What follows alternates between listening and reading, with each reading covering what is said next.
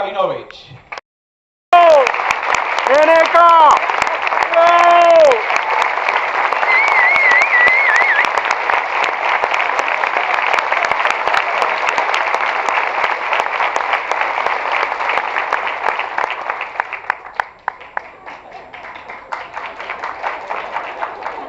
Otro luthier, Carlos Núñez Cortés.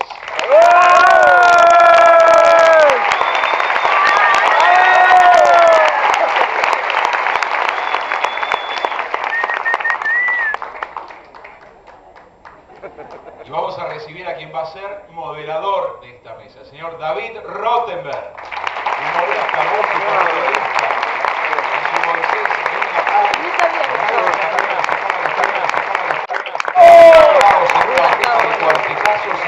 llamado Los Cinco Quilates. Ya en Buenos Aires fue tecladista de varias bandas de rock and roll, luciendo las clásicas botas de cuero y calzas con tachas de los años 80. Lógicamente terminó dedicándose al humor. Como humorista se desempeñó en radio, televisión, humor gráfico, literatura, teatro y hasta en cine. En radio, 1995 a 2005, humorista de las mañanas de Radio Mitre en los programas de Néstor Ibarra y Magdalena Ruiz Guiñazú. En televisión, co-condujo, fue columnista, guionista y trabajó en la producción de diversos fracasos en Canal 13, Telefe y América. Actualmente panelista de Bien Tarde, Telefe a cualquier hora. Humor gráfico, editor y responsable de la página de humor de Revista Gente desde 2003 hasta hoy. En literatura, como escritor, publicó Vida del Senador Ángulo, Ediciones de la Flor, 2004, no vendió muchos ejemplares. Como lector leyó Le Luthier de la L a la S, casi toda la obra del negro Fontana Rosa, y El Idiota, Dostoyevsky, no compró muchos ejemplares. Cabe aclarar que Rottenberg incluyó en su currículum la participación en esta mesa, Los secretos peor guardados de Le Luthier, junto a Daniel Rabinovich y Carlos Núñez Cortés, pero este ítem fue eliminado por expreso pedido de los integrantes de Le Luthier, quienes expresan de este modo su solidaridad para con Fernando Bravo, inicialmente designado como moderador de la mesa, que debió excusarse tras sufrir un grave accidente automovilístico. Según crónicas policiales, Rottenberg salió a dar una vuelta en su auto ese día, a la misma hora del accidente, y su vehículo presentó huellas de una colisión contra lo que podría ser una roca gigante o la cabeza de Fernando.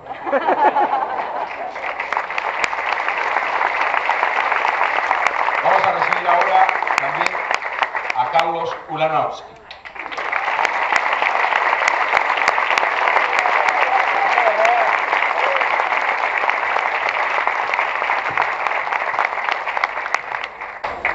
Hola, buenas tardes. Como dice Le Luthier, fuera del programa, estoy yo aquí porque he recibido un mail de Marcos Munstock que me pidió que leyera a modo de excusa por no estar en esta mesa. Se denomina Achaques Varios y está firmado por él. Dice: a fines de 1987 en Cali, Colombia, y luego en marzo de 1988 en Madrid, tuvimos que suspender la función porque en ambos casos yo sufrí una especie de mareo, vértigo, una sensación de debilidad que me impedía continuar. En Le Luthier estamos acostumbrados, curtidos, en seguir adelante con dolores, errores, pequeños accidentes más o menos difíciles, sin que el público se entere. Pero la sensación de tener que suspender la función ante más de 1000 espectadores que han venido a vernos es horrible, sumado al susto que te da tu propio estado, ya que no sabes si lo que te pasa es grave o no. Y encima una especie de vergüenza, de pudor, con toda esa gente contemplando tus achaques. Como consecuencia de esos mareos que resultaron ser una nefasta combinación de contracturas cervicales y estado depresivo, fui reemplazado un tiempo por Rodi Koganov. Resignarme a que no estaba en condiciones de hacer las funciones y aceptar ser reemplazado tal vez fue lo más duro de todo. Lo mismo me pasó en 2001 por culpa de un linfoma de Hodgkin que me permitió continuar las funciones en Buenos Aires, pero me impedía hacer las giras. En esa época ya teníamos previsto este tipo de emergencias con nuestros reemplazantes estables Tato Turano y Gustavo López Manciti.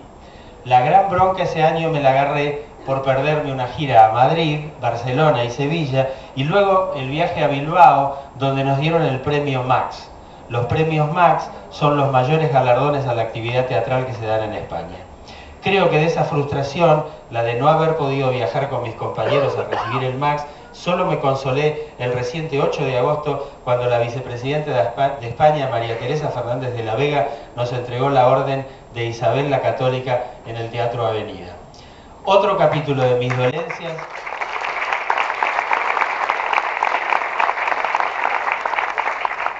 Otro capítulo de mis dolencias, esta vez mucho más benigno y a veces hasta divertido, fueron mis esguinces, rengueras y yesos varios por jugar al fútbol. Solo diré en mi defensa que nunca tuve que suspender una función por una lesión futbolística, aunque a veces me obligó a modificar desplazamientos y coreografías. Y sobre todo que me hace tan bien al cuerpo y al alma seguir jugando que agradezco a mis compañeros que me lo consientan. Bueno, este es el mensaje de Marcos Munstock, que no ha podido llegar a esta mesa probablemente por un nuevo achaque.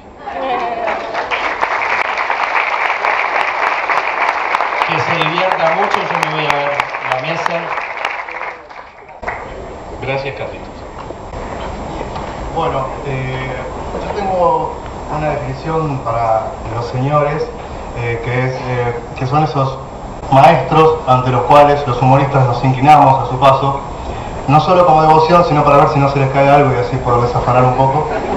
Pero no estamos aquí para idolatrarlos, alabarlos y amarlos, ya que yo no solamente siento eso, sino que he mamado, con perdón de la expresión, su estilo, sino para desentrañar un poco esa imagen pulcra, intachable, que tienen los integrantes y el grupo Lelutier.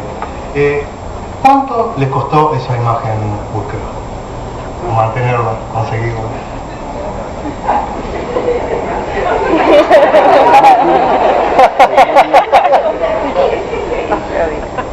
¿No hay más preguntas? Tengo 70 acá. Pasamos a la segunda. Al hablar de Lelutier siempre surge lugares comunes como sensacional éxito, unánime aprobación del público y crítica. ¿Cuáles fueron, según ustedes, los que recuerdan, los sensacionales fracasos y las unánimes desaprobaciones de pública y crítica de Lelutier?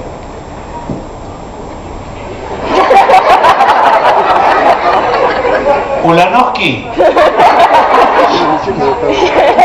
¿Qué moderador? ¿Vos querés saber, en serio? La gente creo que también, ¿verdad? Nosotros jamás tuvimos un fracaso. ¿Qué es eso de un fracaso? Me acuerdo uno muy grande que fue Mi amada es una máquina, una canción que le escribíamos a una amada, que al final era una computadora, y que la llevamos al estreno a Rosario, como todas las obras de ese recital. La hicimos en los ensayos generales, con ciertas dudas, pero con la incógnita de no saber cómo iba a funcionar. La hicimos el día del estreno, no nos gustó mucho, la volvimos a hacer al día siguiente con leves retoques y nunca más. Ese fue, digamos, yo no diría un fracaso, porque es una obra que todos los Lelutier queremos, que nos encanta, pero si fracasó como obra para hacer reír, no la quisimos volver a hacer. Yo tengo dos, me estoy recordando, en este momento estoy recordando dos. Una es, ¿te acordás, Daniel, Juan y María? Nosotros lo llamamos Juan y María, ¿no te acuerdas? Era una parodia a los Pimpinela. Y entonces se anunciaba el dúo Juan y María y aparecía Marcos solo y decía que se acababan de separar. Se habían terminado peleando fuertemente durante una canción. Ustedes se acuerdan que los Pimpinela se peleaban mientras iban cantando, y Juan y María, bueno, terminaban separándose, y entonces Marcos le decía al presentador que tenía una noticia que quería darle, que él iba a seguir cantando, y se anunciaba la obra Juan, nada más. Y entonces Marcos cantaba una canción donde se peleaba con alguien que no estaba, o sea, había dos luces cenitales, Marcos estaba debajo de una y cantaba una canción y se iba peleando igual que al estilo Pimpinela, pero la supuesta interlocutora que estaba de este lado no contestaba ni nada. Estaba la música pero no el texto, o sea que el público tenía que imaginarse el diálogo. y todos los insultos y las cosas que iban sucediendo. Terminó la canción y la gente no entendió nada. No entendió ni siquiera la parodia, no entendió nada, ¿no?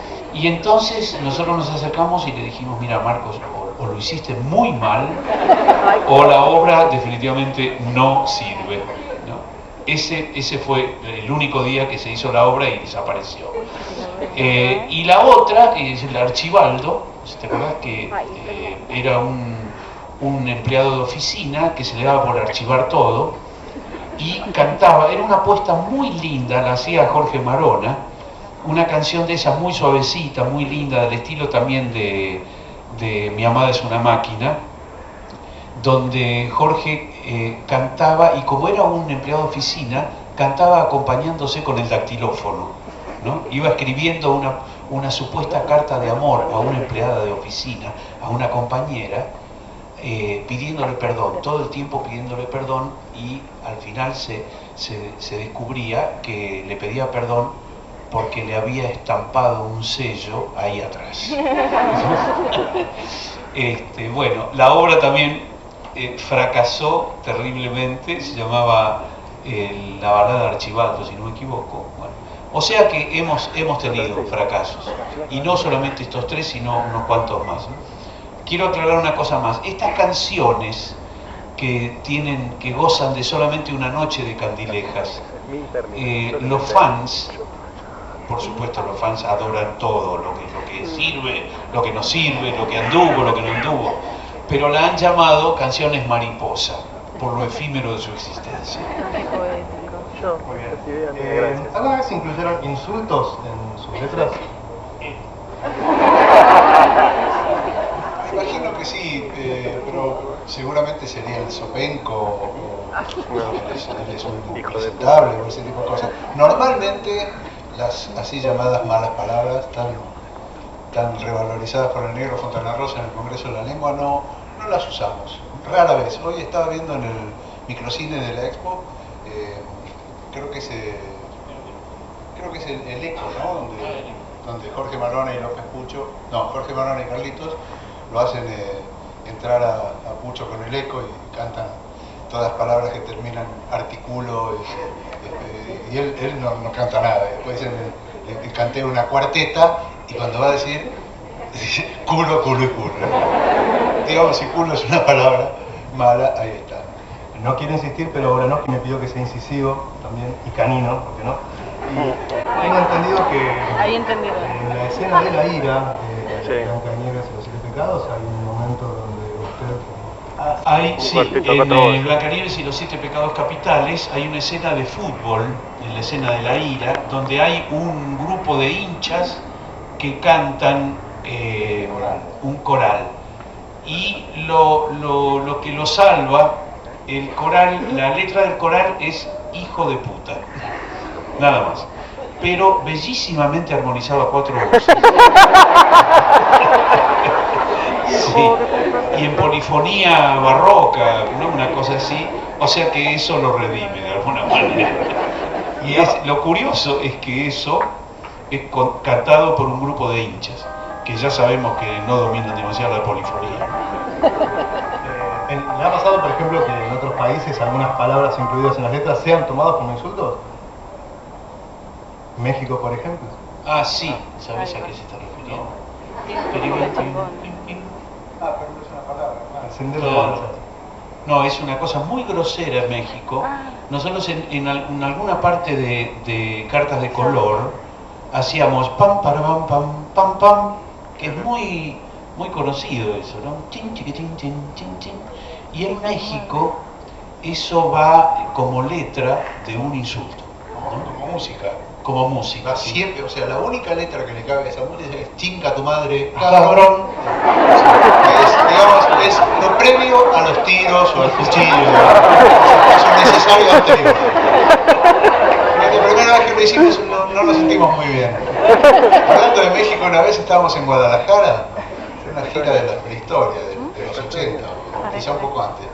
Y después habíamos debutado ya en el Teatro Degollado de Guadalajara y estábamos comiendo unas quesadillas en un lugar con la gente de la Casa de Cultura y demás, y de repente se escuchó una explosión plena época de la dictadura.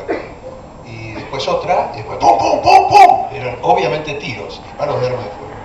Bueno, Carlitos se tiró abajo de la mesa, el se agarró la cabeza, yo perdí el control de ambos esfínteres, y uno de los señores de cultura que estaban lo más tranquilos, seguían comiendo su quesadilla y tomando su... Tranquilos, tranquilos, es el Día de las Madres. El Día de las Madres. Bien, esos fueron los insultos detrás en el escenario. ¿Insultos detrás del escenario? ¿Recuerdan? Y fuera del escenario, y en nuestras casas, y en la calle, eso sí, ahí todos.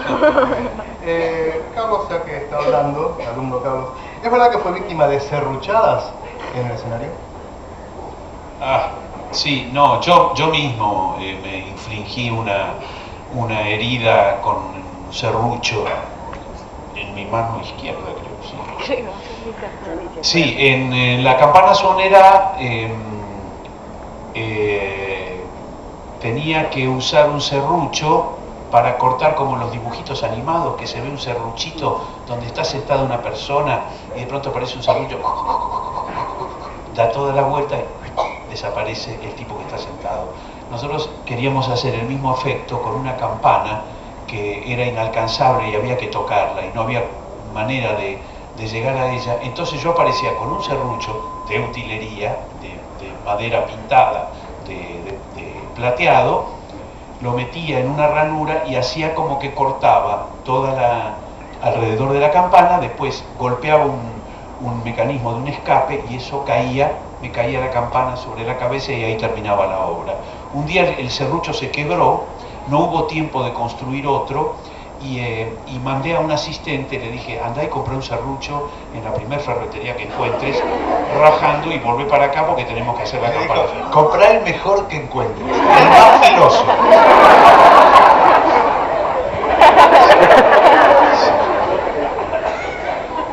Y frotalo con barro cremoso. Bueno, y entonces el chico, el asistente, fue corriendo y me trajo un serrucho temible, un Sandvist, me acuerdo todavía, sueco, de diente cruzado, de manera que hiciera el mayor daño posible. Sí, me lo dio y dice, este es el mejor serrucho que encontré. Y bueno, y salí a escena con ese serrucho. Yo tenía que hacer toda la actuación y después largar el serrucho y con la misma mano golpear el escape para que me cayera la campana sobre la cabeza. Largué el serrucho y el serrucho me pasó por la mano y me abrió la mano. Lo gracioso fue todo lo que siguió. Yo estaba con la mano abierta, realmente una herida fea, me tuvieron que coser y demás. Y entonces salieron los luthiers a avisar al público que había habido un accidente lamentable y que nuestro compañero Carlos Núñez se había herido gravemente con el serrucho y tenía la mano cortada y qué sé yo qué, y la gente respondió con una gran carcajada. Había una obra en el programa llamada Sinfonía Interrumpida, La que seguía esa. Sí. Continuaba Sinfonía. Le pedimos al público un médico, porque se hablaba mucho hasta que viniera la ambulancia o lo que... Y hasta que... Bueno, lo pedí primero yo, que tenía un yeso. Me había roto este brazo jugando al vóley y trabajaba, no se veía todo el yeso, se veía la punta, pero se veía. Y después salió Marcos, que estaba medio reño también. Y la gente no se creía nada. Pero al final subió un médico y detrás salió el Pucho, que tenía cáncer. Subió un médico, se lo llevó a Carlitos y bueno, tuvimos que perder la posición.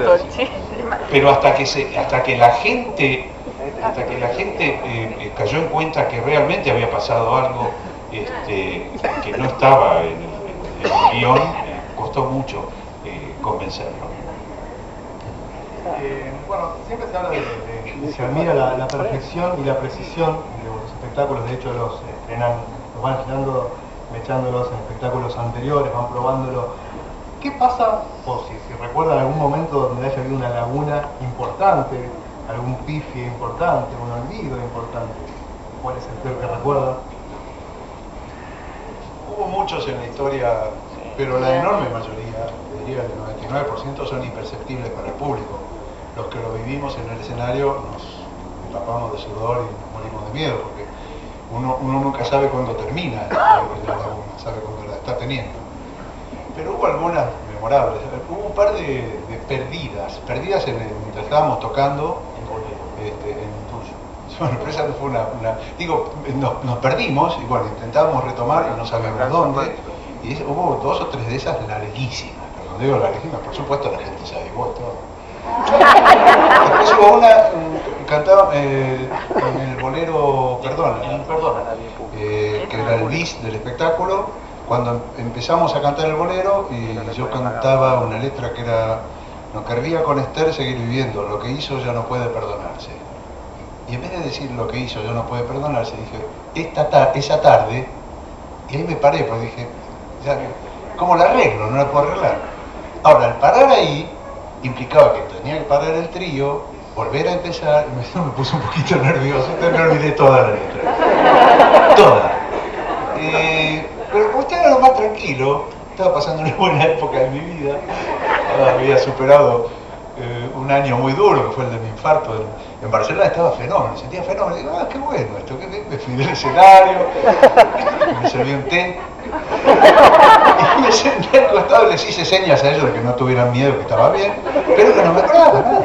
Mientras tanto, la cosa era muy terrible, porque cuando hay un bache de 5 segundos, para nosotros es una eternidad, 5 segundos. Y Daniel se fue tranquilo a relajarse, ¿no? Y entonces nosotros no sabíamos qué hacer. Y Marcos entonces empezó a correr de un lado al otro del escenario haciendo morisquetas. Y yo me moría de risa en el costado, me habían dado un tranquilizante, había tomado la mitad de mi té, estaba lo más tranquilo. Y estaban los asistentes buscando la letra del bolero. Pues yo, la laguna nunca la perdí. Y la buscaban bajo tierra, porque como yo jamás uso letra en partitura, tengo muy buena memoria, salvo esa noche. Pero al final encontraron la letra, pusieron la letra, Marco dejó de hacer morisquetas. Yo no tengo ningún problema, no tengo lagunas, no me faltan las letras ni nada, porque yo uso machete todo el tiempo. Entonces, si está el machete ahí, yo estoy tranquilo, yo leo así. Igual se olvida, por supuesto. Está disimuladito dentro de todo, pero aún así los machetes suelen darnos sorpresas terribles. Cuando hacíamos Mi bebé es un tesoro, yo hacía un papel que era Charlie Charles y presentaba a mi bebé recién nacido ante las cámaras de televisión y demás. El presentador me pedía que cantara una canción y yo cantaba una canción. Cuando estábamos ensayando esa obra y probándola, la letra no acababa de cuajar, no nos gustaba. Entonces Pucho y Jorge, que eran los que habían inventado la canción, me traían todas las noches una nueva letra que yo tenía que aprender y cantar. Entonces una noche dije, no voy a seguir. Además esa letra moría esa noche, es decir, se desestimaba y se ponía otra a la noche siguiente. Entonces dije, bueno, me voy a empezar a escribir machetes, pero claro, como tenía que ir caminando por el escenario como un cantautor, los machetes me los empecé a pegar en el micrófono. Entonces una noche, que era ya una de las últimas letras que habían cambiado, me lo trajeron, me escribí el machete todo lo largo, así como hacía, y lo pegué. Y salí a cantar. Y cuando salí a cantar, miré el micrófono y estaba pegado al revés. ¿No vieron la entrevista de los machetes? Yo la leí en el libro, horrorizado, yo no sabía qué hacer, porque, claro, no había leído la letra, no la había memorizado, nada, estaba allí, la iba a leer. Entonces dejé al público así y me di vuelta. Y entonces empecé a luchar con el machete y mientras tanto mis compañeros tocaban la introducción una y otra vez, ¿no? En un loop, ¿no? Porque volvían a empezar una y otra vez. Y yo forcejeando con el micrófono hasta que logré despegar el machete, lo volví a pegar el derecho, vine así y finalmente pude cantar la canción. Desde hace un tiempo tengo entendido que abolieron las bromas de fin de temporada. Nos gustaría a todos conocer las mejores que se recuerden, o sea, las peores. Sí. No las hemos abolido, lo que pasa es que estamos cada vez menos ocurrentes y mucho no se nos ocurre. El sábado, que fue la última función de Buenos Aires, creo que no hubo ninguna. No hubo ninguna. Hace años que no pasaba eso, ¿no? Y que estábamos tan cansados. La Expo nos dejó de cama. Prepararlo, en serio esto no es broma, estamos laburando en esta Expo hace un año. Y no, estábamos sin fuerza, disfrutamos muchísimo la función, pero no hicimos broma. Pero hubo algunas muy lindas, cambiarle la letra a uno de los compañeros. Recuerdo una función en la que yo le daba la mano, hace muchos años, no fue una última función, yo le daba la mano a Carlitos, siempre decía, qué bien, te felicito, y me le cremé todo, me puse mayonesa, creo. Y él seguía actuando, yo me podía ir y no darle. Esas maldades hay muchas. Yo preparé 3 ejemplitos para amenizar un poco esta mesa, que creo que les va a gustar mucho. Lo que sí que tengo que explicarles un poquito de qué se trata, porque como no lo van a ver, sino que van a escuchar solamente, les cuento lo siguiente. Estas son 3 bromas que han hecho los luthiers o uno de los luthiers a los demás. Vamos a escuchar en primer lugar lo correcto, la versión políticamente correcta, y a continuación la broma. En el primer caso es en el espectáculo El Rey de los Cantares, del año 1990, en una obra que se llamaba Selección de Bailarines. Era una línea como en Chorus Line, y Daniel, que era el director de la obra que iba a poner, le pedía a cada uno de los que estaban asistiendo al casting que leyera un poema. Uno de los que asistía al casting era un preso, un tipo que terminaba de salir, acababa de salir en libertad, que era Gansúa García, se llamaba, y leía, recitaba su poema.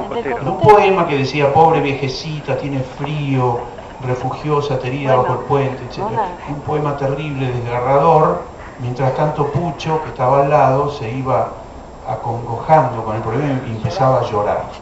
Vamos a escuchar en primer lugar el poema tal como se escribió y el poema correcto.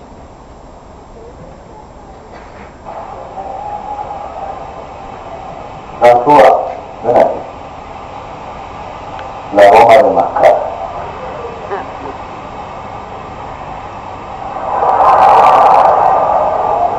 ¿Qué vas a recitar, Gansúa?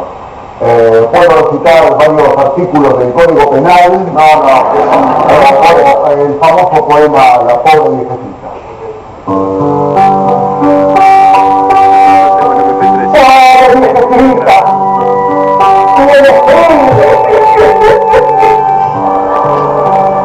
Refugióse avenida bajo el puente, mientras cae la nieve por esos números cabezos. Y la pobre viejecita, pobrecita, tiene frío. Bueno, solamente un poema. Es que el poema me iba a recitar yo. Bueno, Pucho lloraba acongojado y Marcos, que era otro compañero, le decía, bueno, no te pongas así, solamente un poema. Pero era el mismo poema que había preparado él para el casting y este se lo había estropeado. Cuando estábamos en Bilbao, un año después, sin que no mediara nada, Daniel le pidió a Jorge que recitara el poema y Jorge recitó este poema. ¿Qué poema vas a recitar? ¿Poema? ¿Sabes alguno? Sí, uno, sí, muy famoso, pues, es muy triste también. Pues, el elefante, el cocotero y la ballena. Nosotros no teníamos ni idea de lo que... ¡Oh, elefante! ¡Tiene calor!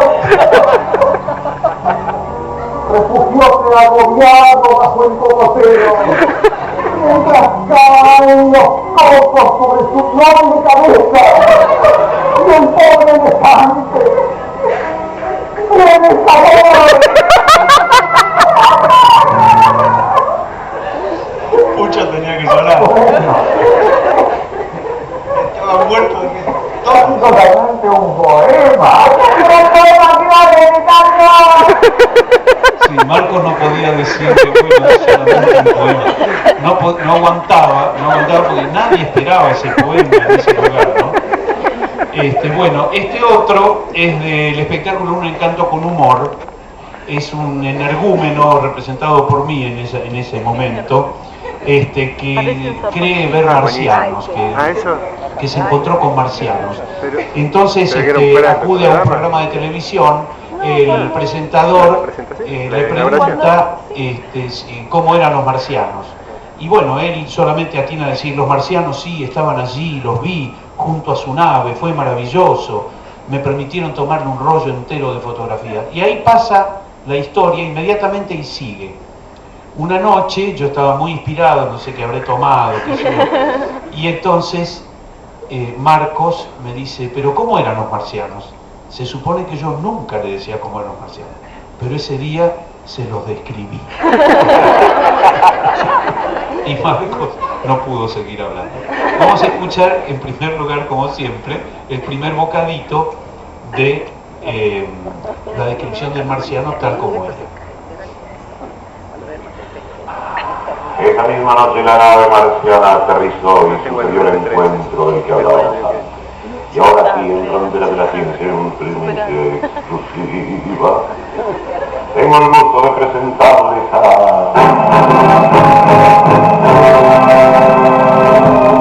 el señor Hasdrubal García. ¡Yo he visto a los marcianos! ¡Yo he visto a los marcianos! ¡Yo he visto a los marcianos! Cálmese, señor García, y cuéntenos exactamente qué sucedió. Verá usted, aquel día era de noche.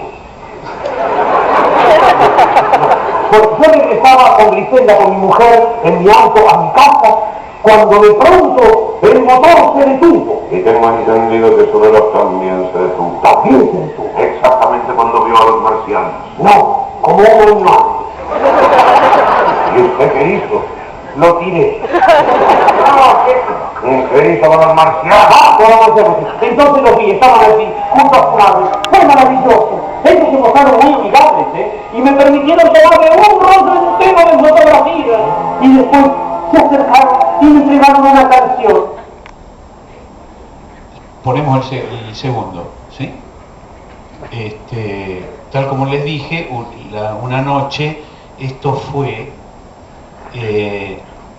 3 años después de estar haciendo la obra, o sea que Marcos ya estaba muy acostumbrado a que cuando él me decía cómo eran los marcianos, yo le decía, bueno, les tomé un rollo entero de fotografía. Pero ese día se los pinté, más o menos como sigue. No quería conocer. Sigue, déjalo, ahí. No, ¿qué hizo con los marcianos? Ah, con los marcianos, sí. Entonces los vi. Estaban allí, junto a su nave. Eran extraños. Eran, ¿cómo decirlo? Parecían chaparritos. Y tenían 2 patitas largas, y unos bracitos que hacían... Y tenían unas pelotitas de color carmesí. Pero no se mostraron maravillosamente. Me permitieron tomarme un rollo entero de fotografía. Esos eran los marcianos, eso no. Y bueno, y para terminar con las bromas, voy a contar una de la serenata astrológica. Esta la preparamos entre todos. En la serenata astrológica yo leo el horóscopo de un diario mientras le canto a Cristina García, que es una chica que está debajo de un balcón, le canto una serenata. Y le canto, hoy conocerá a su futuro esposo, será inútil que resista, es un músico famoso, gran poeta y humorista, hoy conocerá a su futuro esposo, trabaja en Le Luthier, es alto, es muy buen mozo, y cuando voy a terminar de señalarme, el horóscopo dice, y de cabello muy canoso. Y al lado está Pucho, y dice, ese soy yo, ¿no? Y me roba a Cristina García. Vamos a escuchar entonces la... No llega para hacer la fe de rata. No, escucha lo que agrega. Hoy conocerá su futuro esposo, será inútil que repita, es un músico famoso, gran poeta y humorista. Hoy conocerá su futuro esposo, trabaja en Melutier, es alto, es muy buen mozo, y de cabello muy canoso.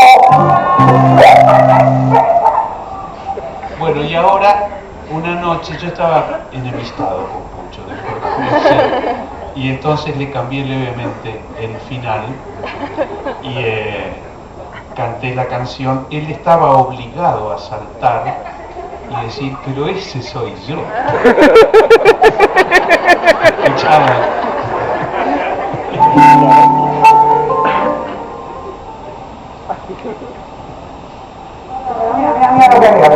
Hoy conocerá su futuro esposo, será inútil que repita, es un músico famoso, gran poeta y humorista. Hoy conocerá su futuro esposo, trabaja en Melutier, es alto, es muy pintón, es canoso y narigón.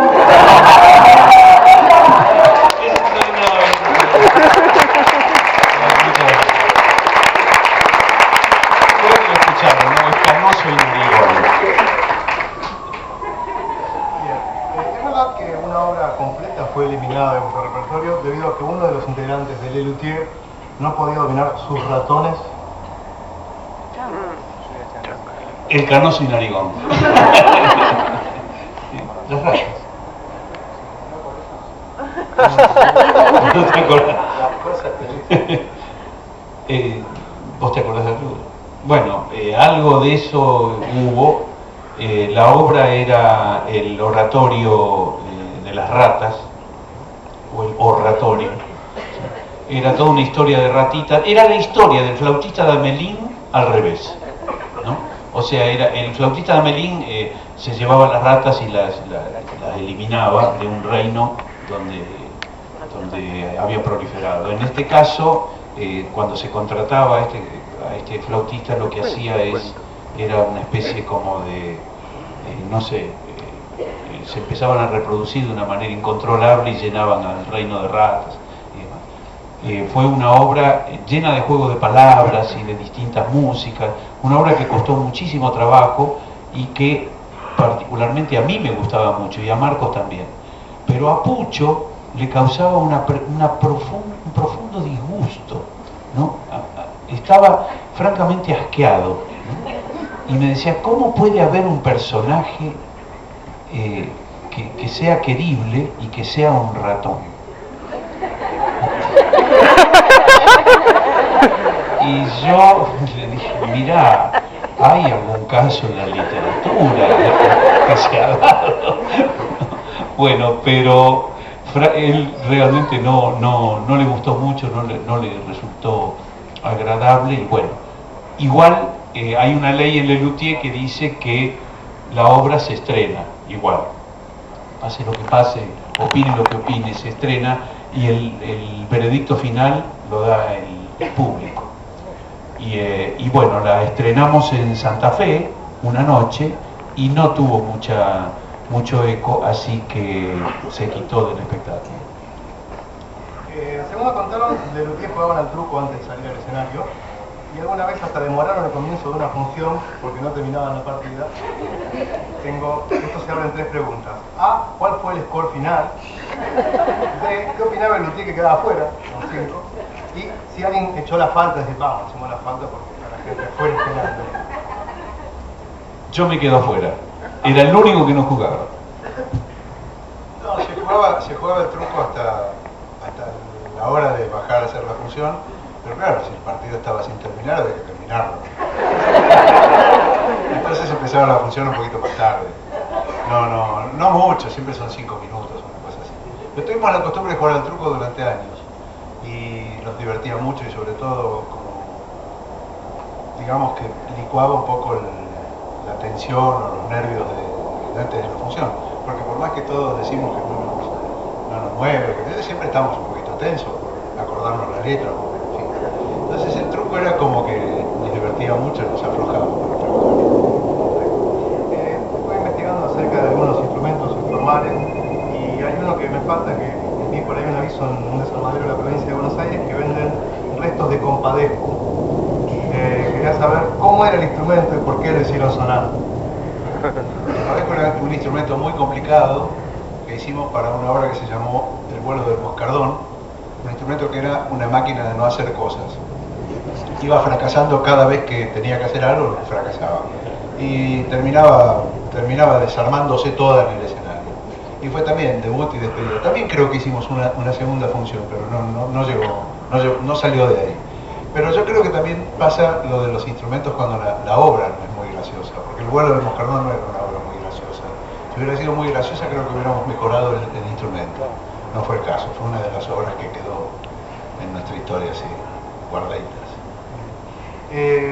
Siempre lo que se admira por ahí es que no hacen humor de actualidad, pero siempre hay algún guiño. Una duda. ¿Hicieron o no campaña por Palito Ortega en Vote Ortega? Y por Daniel Iden. En la época en que hicimos esa obra se iba a llamar Ortuño. Por eso la O, pero digo, tenía que llamarse con la O de un... Y no sé por qué quedó Ortega, pero cuando hicimos la obra, Palito era un cantante, bueno, era, digamos, que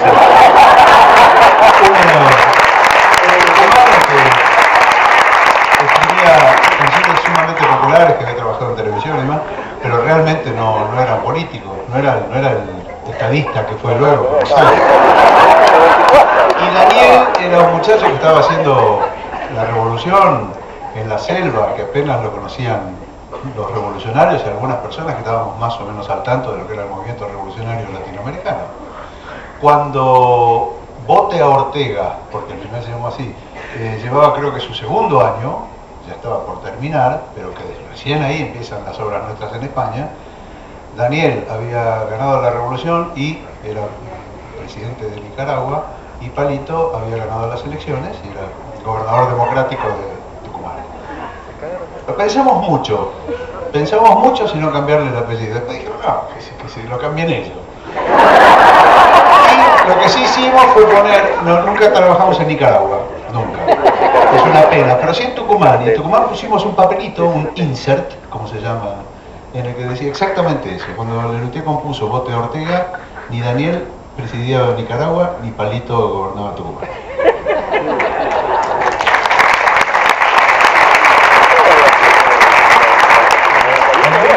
Lo nombraban a un tal Uberti también. Atilio Uberti, sí, fue un nombre que elegí yo en honor a un viejo amigo de la familia que caminaba despacito y hablaba chiquito. Y era como la propaganda, un alfeñique de 44 kilos. Entonces me dio mucho, como el personaje era un viejito que en los premios Mastropiero lo llamaban, y el viejito contaba que había ganado un premio y demás, se llamaba, le puse Atilio Uberti.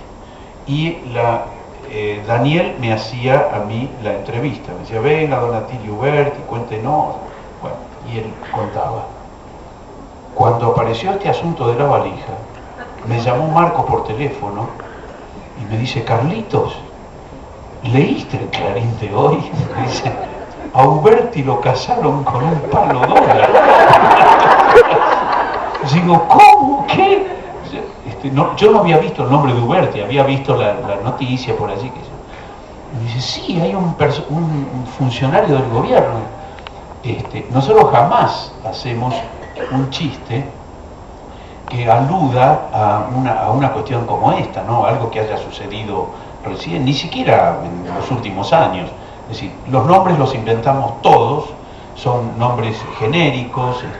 Cuando hablamos de un presidente, ni siquiera decimos que es de tal país, sino que se supone que es un presidente latinoamericano, una cosa así. Y entonces, esa noche llegué al teatro y digo, hay que cambiarle el nombre a Uberti, urgente, porque lo último que quisiéramos nosotros es que la gente piense que le pusimos Uberti, refiriéndonos justamente a este pobre personaje, ¿no? O nefasto, o como sea, no sé, ya la justicia ya dirá. El asunto fue que llegué y le dije, Daniel, hay que inventarle un nombre. Y la noche anterior había ido a comer pasta, yo me acuerdo, a un restaurante de pasta asciutta, y pedí un plato de malfatti con salsa putanesca. Y malfatti en italiano significa mal hecho. Y me gustó el apellido. Entonces fui y le dije... Entonces me pidió que le pusiera Tilio Putanescas. Me pareció una grosería y le pusimos a Tilio Malfatti. Menos mal que me dije, mejor le ponemos Malfatti. ¿Por qué creen que los pueden haber más políticos extranjeros que políticos argentinos? Cuando venía para acá me acordaba que vino un político, qué sé yo, a mí me caía muy simpático. Yo lo conocía desde muy chico, cuando entré en la facultad y lo conocí. Y era profesor de Derecho Constitucional. Y vino a vernos y después se quedó a saludarnos, ¿sí? Y se dejó olvidar sobre todo. Y a mí me encantó porque sobre todo estaba todo brilloso. Detalle de un político argentino que tengo sobre todo brilloso, gastado. Eso me encantó. Cuando volví a buscarlo, estaba Marcos con su hija Lucía, que tenía 12 o 13 años, y dijo, qué linda su nieta, Marcos. Y se de vuelta y me preguntó, ¿y Acher, que no lo veo? 15 años que nos habíamos separado de él. El doctor de la Rúa era presidente del país cuando nos vino a visitar al liceo.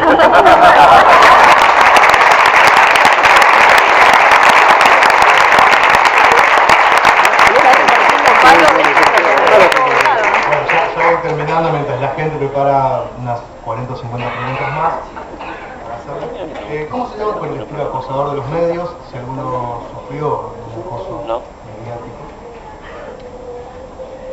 No demasiado. La verdad es que cuando nos preguntan si la fama nos embroma y demás, no solo no nos embroma, sino que somos muy poco famosos en relación a lo que es la fama molesta de la calle. Que nosotros podemos hacer una vida normal, absolutamente. Pero no solo eso, sino que cuando alguien en la calle nos reconoce, por ahí nos grita genios, ídolos, o te amo, no se mueren nunca, esas cosas divinas que siente la gente por Lelutier. Que acá, entre nosotros, en familia, les confieso que los Lelutier también sentimos por Lelutier.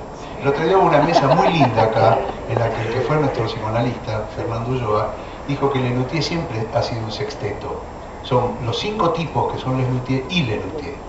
Que a mí me cayó muy bien, pero yo tengo una vieja teoría de que Lelutier no es una sumatoria de los tipos que somos, sino una potencia. Pero viene a ser lo mismo lo que dijo este analista. Este analista es un tipo muy peor.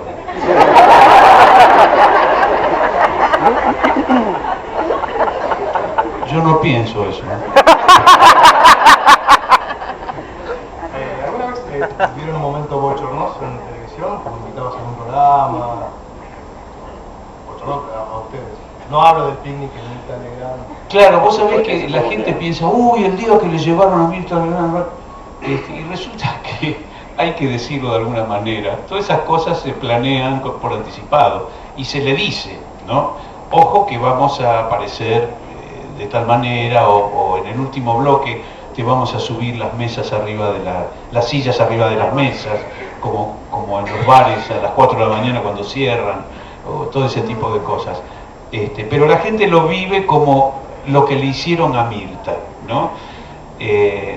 Uno de los últimos programas que fue realmente muy divertido, que nos vestimos todos con jogging y fuimos y hicimos un picnic y llevamos pizza, una sandía y sifones.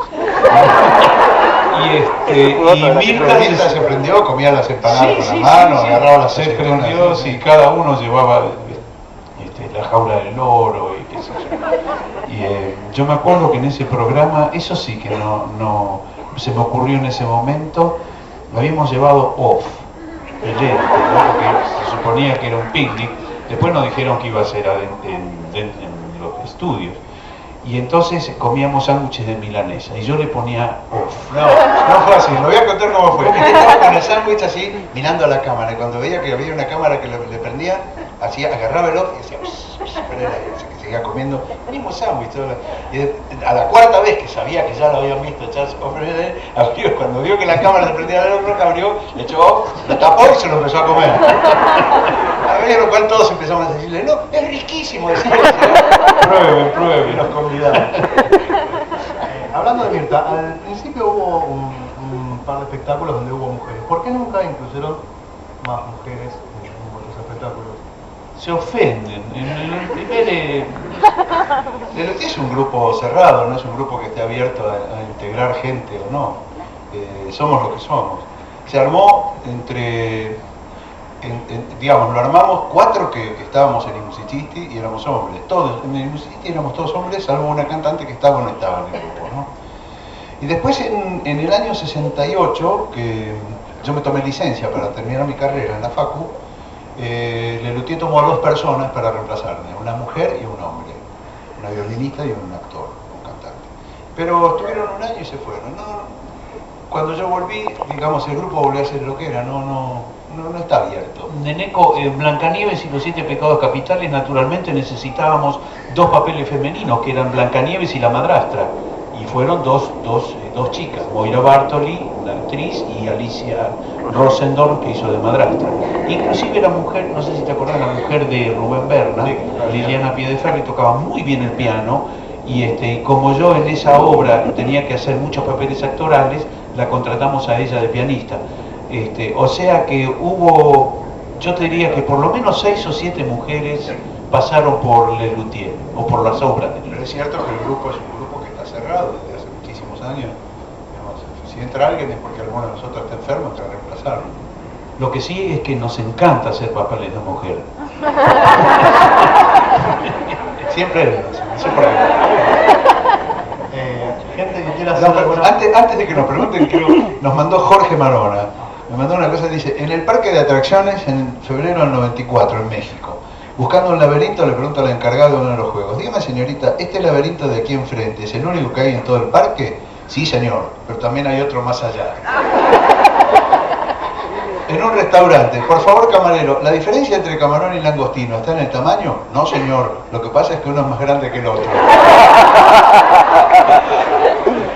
Señorita, por favor tráigame un ceviche. ¿De qué lo quiere, señor? ¿De qué hay? Solo pescado. Que son todas cosas que le pasaron a él, de verdad. Qué gracioso. ¿Cómo se siente hoy, señor Jorge? Muy cansado, Philly. Ah, qué bien, qué bien.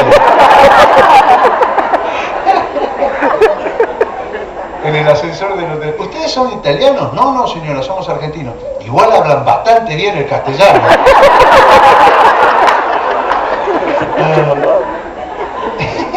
Diálogo con el mozo en México acerca de posibles lluvias.